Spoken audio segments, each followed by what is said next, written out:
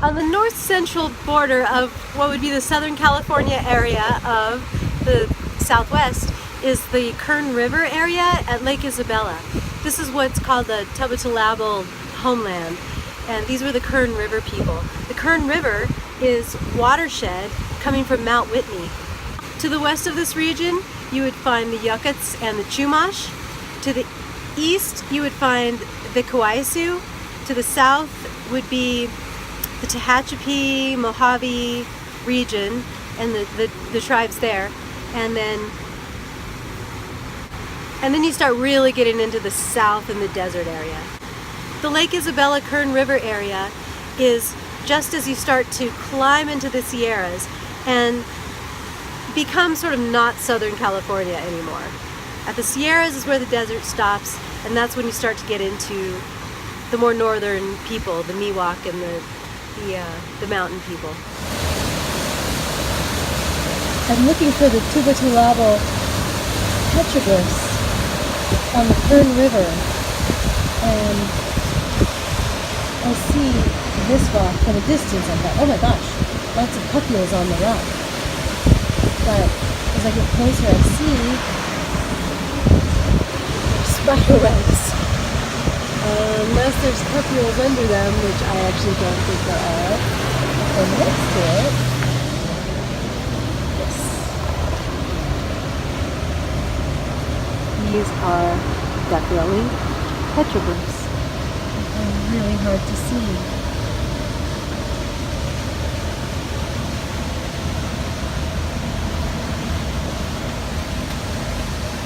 There's something more down here.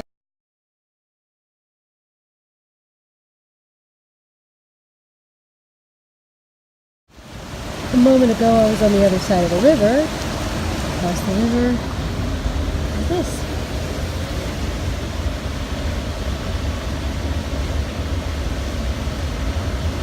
And from there I climb around the rock to this.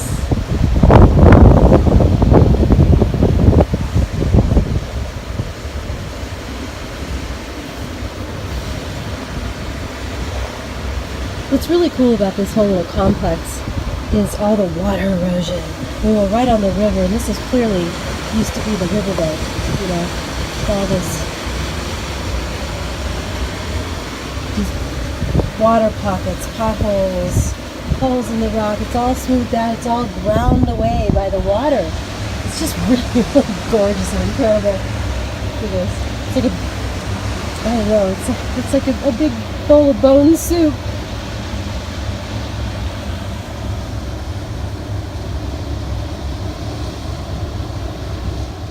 There are actually a couple of different things going on here. We've got this, I don't know, maybe something like an Atlatl shaped item. Could be about 50 other things too. Okay, and then here, it's like kind of these bubble shapes that you see a lot that people say represent village sites when they're on migration petroglyphs. I don't know, maybe now that I'm looking at it, maybe that's natural, but if it's hand carved, it's some kind of this like bubble sort of conglomeration. It's really fun exploring around this Kern River area because it was such a cool place to live. There's all this water and forest animals and fish, and you know, whatever was happening here, this is the base of Lake Isabella, where you can choose a lot of different directions to take. You can go up to that side of the mountain or that side of the mountain. Lake Isabella is an artificial lake that was formed by a dam. It was, you know, the Kern River passed through the old Lake Isabella, and then they dammed the river and flooded the old town of Lake Isabella. In recent years, actually, there's been drought, and I've heard it said that the old town is starting to reemerge, rising from the ashes like a phoenix. but because, you know, the water level's so low right now. But this is kind of an interesting crossroads area, because in order to get to this point you have to cut through a canyon that was carved hard by the river. And then here's where it opens up into this great kind of a dome valley, and you can head east if you want to, and you can climb right over the mountain over into the desert region, or you can head west and climb over the mountain into like the Tulare Lake region over that side, where you start getting into the San Joaquin Valley, or you can just head straight up the mountain into the Sierra Nevada mountain range and into what would be Sequoia National Forest, Sequoia National Park, way up in the mountains. What else is up there? Troy, Kennedy Meadows, and a lot of really beautiful meadows up there. But this range, if you're a people of the Kern River area, you have a vast variety of ecosystems to travel to. So this little crossroads here is pretty special because of, you know, its geography, and that's why I think these petroglyphs are here.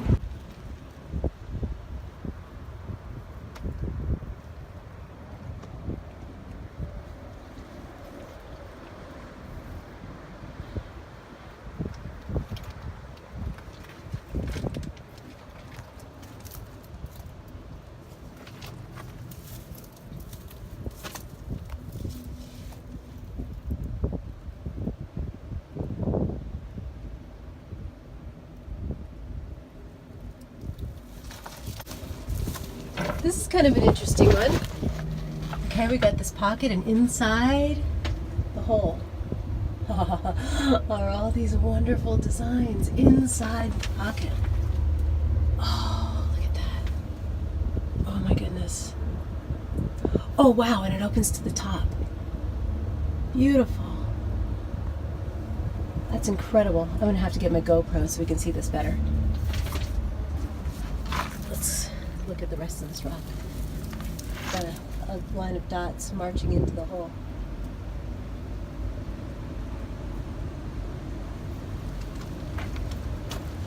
And do they march right around the rock?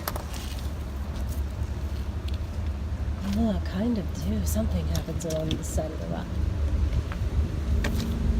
Yes. Oh my goodness, yes.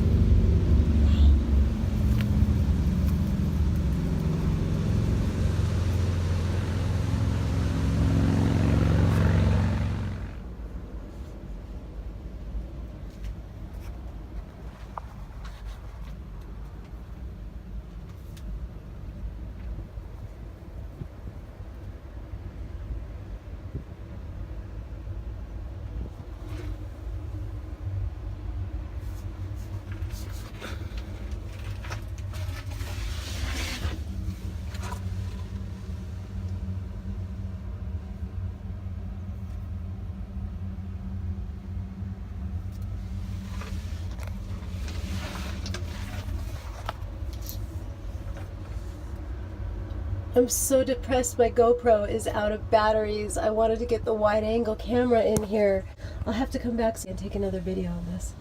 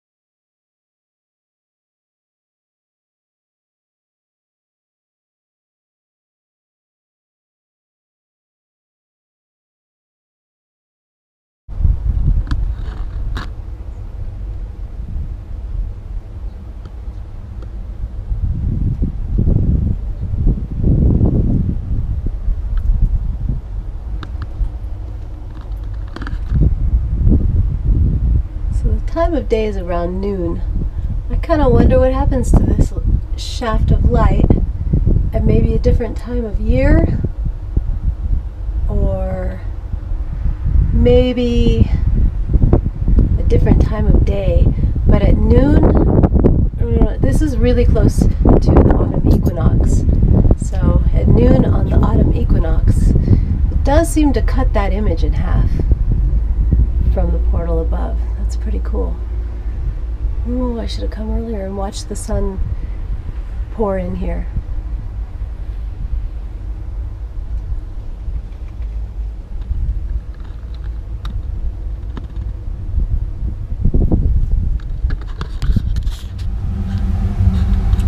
I'm just recording the sound in here.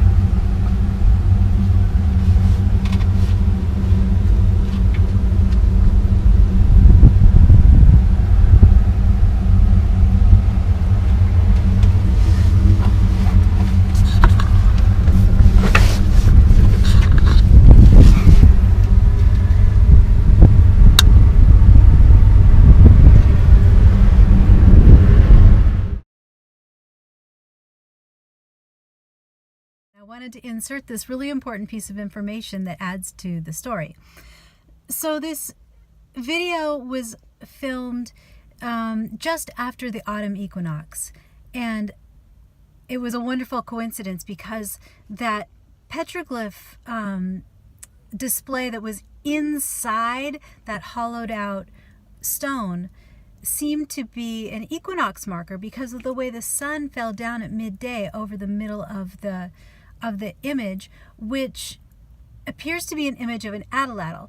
The reason I say that is because the same kind of petroglyph, the same image, the same shape shows up a lot in that region, in that kind of northern Southern California desert region. And many professionals who study this region call that an Atlatl. It has a few different permutations, and it makes it, and also the tribes of the area have confirmed that the people, and through the stories that they've been told, those images are indeed Atlatls.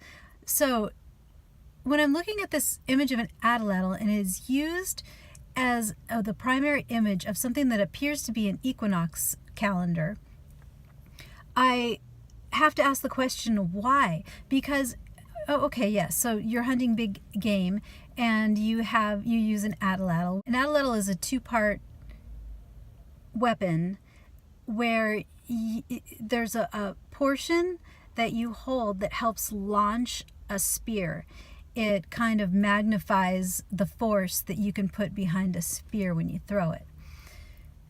So that obviously was a tool for hunting big game. That's fine, but when you're talking about symbolic imagery, you have to ask the question, well, okay, yes, an Atlatl is for hunting magic. Do we just want, are we just showing that we want food and so we're drawing Atlatls?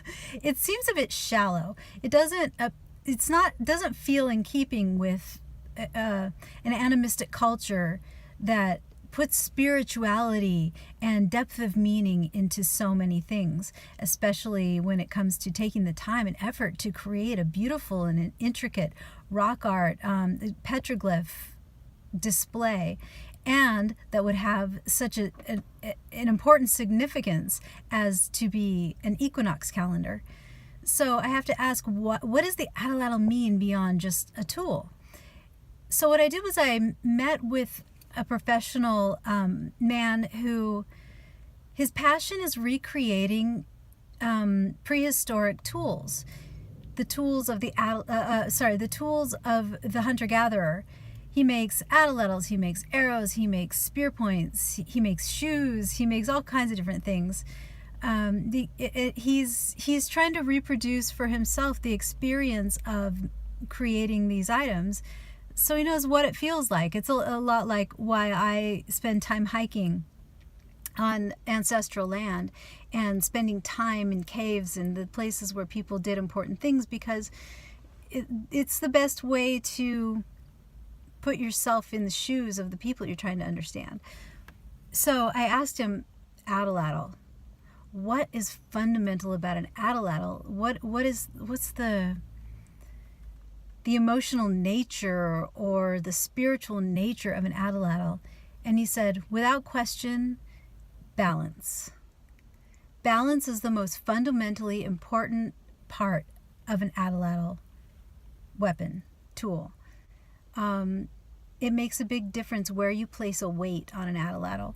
How you hold it, how you hold your body, how you position it, how you focus, how you use your intention to propel this instrument requires a tremendous amount of balance.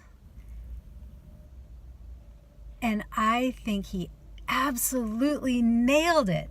That is, in fact, why you would choose an Atlatl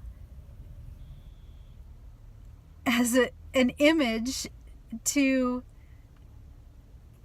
mark the equinox. It's balance. I thought that was wonderful. It's so elegant, so profound, so just simple. It's just simple. It makes perfect sense. It doesn't require a huge amount of scientific research and depth, and it just is. If you're using the image of a tool that symbolizes in every possible way the idea of balance, to call as an offering to the sun during time of year that defines balance in our known universe, it just makes perfect sense. And then from that you can extrapolate what people might have been thinking, asking the sun to bless them with the balance that they need, the balance, the harmony of the natural world that feeds and sustains, or of balance in ourselves, in our communities, in our people, in our families, in our minds, in our hearts, in our intentions. Balance. When you live in a world where people are the earth, and the earth is the people, and the sun is the earth, and the sun is also the rain, and we'll talk about that when we talk about the Chumash a little bit. But everything's balance. The balance is the most important thing. So that's what I have to add for that.